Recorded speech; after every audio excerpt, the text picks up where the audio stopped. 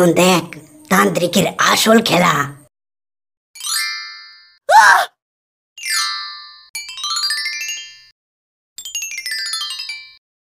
জ্যোৎস্না রাতে এমন এক মনোরম পরিবেশে বুবলি সেদিন হাঁটতে বের হয়েছিল। হঠাৎ করে তালগাছ থেকে এক শাকচুন্নি ঝপাত করে তার সামনে পড়ে। সে ভয় পেয়ে বলল, কে কে কে কে কে রে তুই? কেন তুই আমাকে চিনতে পারছিস না? হাই হাই, এটা তো পিশাচিনী, বাঁচাও! হাই হাই, আমি কোথায়? এখানে কি করে আসলাম? এইটা কোন জায়গা? এই হিজরা, আমি তোকে এখানে নিয়ে এসেছি। কিন্তু কেন? কারণ তো একটা অবশ্যই আছে। এখন শোন, তোকে যা করতে হবে, তুই গ্রামের ছোট ছোট বাচ্চাদের আইসক্রিমের লোভ দেখিয়ে দক্ষিণের জঙ্গলে নিয়ে আসবি। আমার কথায় রাজি না হলে এক্ষুনি তোকে মেরে ফেলবো। না না, আমাকে মারিস না পিশাচিনী, আমি তোর কথায় রাজি। এই বল্টু, তুই সারাটা দিন কোথায় থাকিস রে? তোকে খুঁজে খুঁজে একেবারে হয়রান হয়ে গেলাম। কেন আপু, আমি কি আগের মতো ছোট আছি নাকি আমাকে খুঁজতে হবে? আরে গাধা, তোকে কি আর সাধে খুঁজে বেড়াই? যা কাল পড়েছে। গতকাল কলেজে গিয়েছিলাম, আমার এক বান্ধবীর কাছে শুনলাম ওদের গ্রাম থেকে নাকি ছোট ছোট বাচ্চারা গায়েব হয়ে যাচ্ছে। এই আপু, এই তুমি কি মনে করেছো ওদের মতো আমিও গায়েব হয়ে যাব? আরে এসব মিথ্যে কথা, শুধু শুধু ফালতু কথায় আমার সময়টা নষ্ট করলে। বল্টু রূপসীর কথা না শুনে বাড়ি থেকে বেরিয়ে পড়ল। সে কিছু দূর যেতে দেখলো বুবলি পথে দাঁড়িয়ে আছে, অবাক হয়ে তার দিকে তাকিয়ে আছে। এই বুবলি আপলেডিস, তুই এরকম করে আমার দিকে তাকিয়ে আছিস কেন রে? বলতো। আই বলছি, শোন, সম্পর্কে তুই আমার নাতি হোস, সে সুবাদই বলছি, আমার সাথে দক্ষিণের জঙ্গলে চল রে, তুই অনেক আইসক্রিম খেতে পারবি। হ্যাঁ গো, তুমি কি সত্যি কথা বলছো? যাই হোক, আমি তোমার কথা বিশ্বাস করলাম, এখন আমাকে ওইখানে নিয়ে চলো। বুবলির পিছে পিছে বল্টু হাঁটতে থাকে। অনেক দূর আসার পর ওরা এক মাঠের মধ্যে উপস্থিত হয়।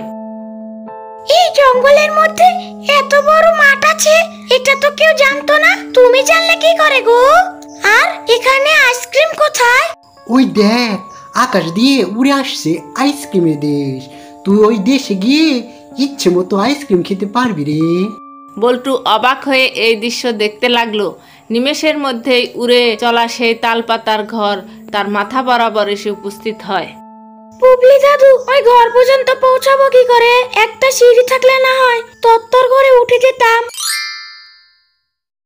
কি তাজ্জব, সত্যি সত্যি সিঁড়ি এসে গেল। এখন তো আমি এই সিঁড়ি বেয়ে উপরে উঠে সব আইসক্রিম নিয়ে আসবো।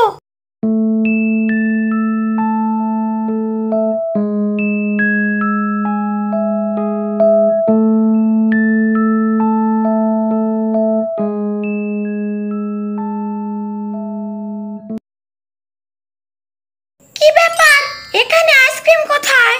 এই বল্টু, আইসক্রিম তো তালপাতার ঘরে। আরে চাচি, তুমি এখানে কি করছো?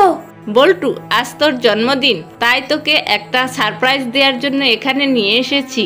চল এখন তালপাতার ঘরে।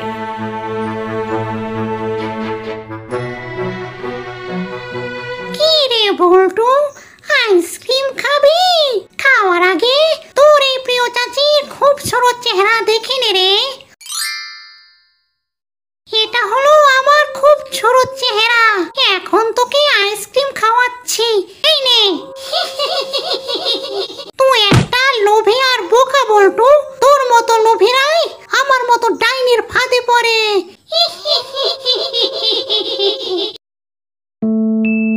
এদিকে সন্ধ্যা পেরিয়ে রাত হয়ে গেছে, তবু বল্টু ঘরে ফিরল না। কিরে রূপসী, মামারা ছেলেটা কোথায় গেল? এই বল্টু তো কোনোদিন এত রাত করেনি। মা, তুমি কোনো চিন্তা করো না। বুবলির কাছে শুনলাম বল্টু নাকি পুস্কিদের বাড়িতে গেছে। এখন চলো তো ঘুমিয়ে পড়ি। পরের দিন সকাল পেরিয়ে দুপুর হতে চললো, তবু বল্টু বাড়িতে আসার নাম নেই। রূপসী একটু চিন্তিত হয়ে পুস্কিদের বাড়ির দিকে হাঁটতে থাকলো। কিরে পুস্কি, গতকাল তোদের বাসায় বল্টু এসেছিল? না তো, কেন? কি হয়েছে আপু? গতকাল থেকে বল্টুকে পাওয়া যাচ্ছে না। বুবলির কাছে শুনলাম বল্টু নাকি তোদের বাসায় এসেছে। শোন পুচকি, আমি বল্টুকে খুঁজতে ওই দিকটায় যাচ্ছি। তোর সাথে ওর দেখা হলে ওকে বাড়িতে পাঠিয়ে দিস, কেমন? ঠিক আছে আপু।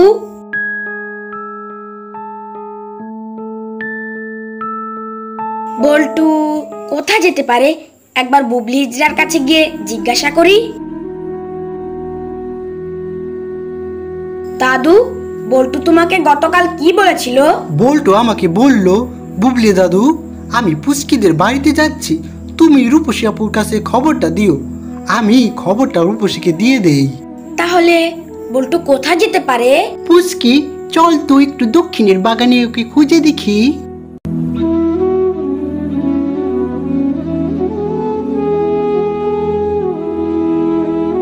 বুবলি দাদু, আকাশে ওইটা কি ভেসে আসছে? ও মা, সে কি গো, তুমি এটাও জানো না? আরে ওইটা হলো আকাশে উড়ে চলা তালপাতার বাড়ি। ওই তালপাতার বাড়ির ভিতরেই অনেক আইসক্রিম আছে। তুই যদি খেতে চাস তাহলে তোকে সিঁড়ি বেয়ে উপরে যেতে হবে রে। কেন নয়, আমি অবশ্যই খেতে চাই, আর আমি এক্ষুনি ওখানে যাচ্ছি।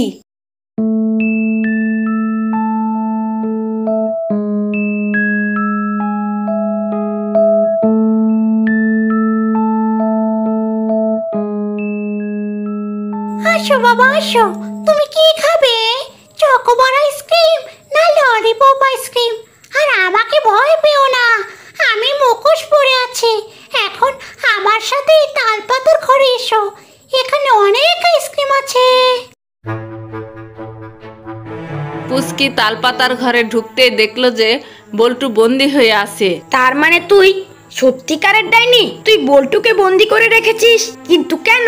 শুধু বল্টুকে নয়, এখন তোকেও বন্দি করব। এবার শুনে রাখ, তোদের মতো আর একজন বাচ্চা আমার দরকার। তারপর তোদের তিনজনকে মেরে তোদের দিয়ে হালুয়া তৈরি করব। সেই হালুয়ার উপর মন্ত্র পড়ে তা খেতেই আমি এমনের সবচেয়ে বেশি শক্তিশালী ডাইনিদের সর্দারনি হব। এখন কি করব পুচকি? ডাইনি তো আমাদের মেরে ফেলবে। নিরাশ হতে নেই, আমার মন বলছে আমরা অবশ্যই মুক্ত হব। মা, 2 দিন হয়ে গেল বল্টুটার বাড়িতে ফেরার নাম নেই। আমি একবার তান্ত্রিক সাহেবার বাড়িতে গিয়ে দেখি কিছু করতে পারি কিনা।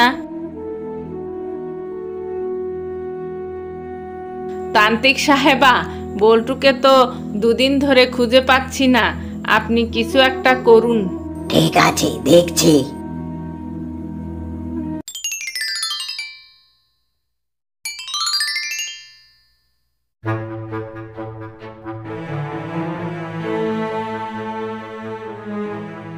সর্বনাশ, বল্টু আর পুচকিকে এক শয়তান ডাইনি বন্দি করে রেখেছে। রূপসী, তুমি চিন্তা করো না, আমি তোমাকে কথা দিলাম ওদের আজকে রাতেই ফিরে নিয়ে আসবো।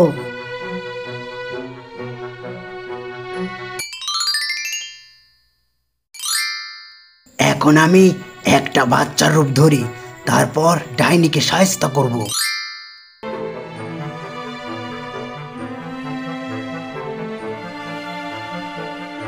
মনে হয় বুবলি তোকে পাঠিয়েছে।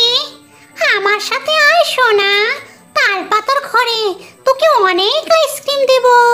আমি ভালো করে জানি ডাইনি, তুই তালপাতার ঘরে মন্ত্র পড়ে রেখেছিস। ছোট বাচ্চারা ওই ঘরে গেলেই বেরোতে পারে না, কিন্তু আমি তো বাচ্চা নয়। চলো আন্টি।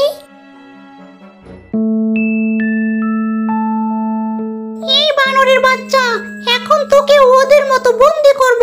শয়তান ডাইনি, তুই কি মনে করেছিস আমি ছোট বাচ্চা? তবে এই দেখ। হায় হায়, আমি কি দেখছি? তুই তান্ত্রিক, বাঁচাও। এখন দেখ তান্ত্রিকের আসল খেলা।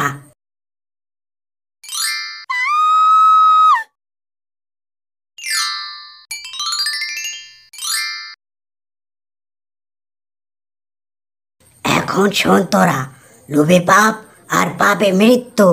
হ্যাঁ আন্টি, ঠিক বলেছেন। আমরা আইসক্রিমের লোভে পড়ে বুবলিকে বিশ্বাস করেছিলাম, আর সেই বিশ্বাসের দুর্ভোগ ভোগ করলাম গত 2 দিন। এখন বুঝলে তো বন্ধুরা, কাউকে অন্ধবিশ্বাস করতে নেই। লোভে পড়ে অন্ধবিশ্বাস করলে বিপদে পড়তে হয়। শোনো বন্ধুরা, তোমরা যারা এরকম মজার মজার কার্টুন দেখতে ভালোবাসো তারা আমাদের এই চ্যানেলটি সাবস্ক্রাইব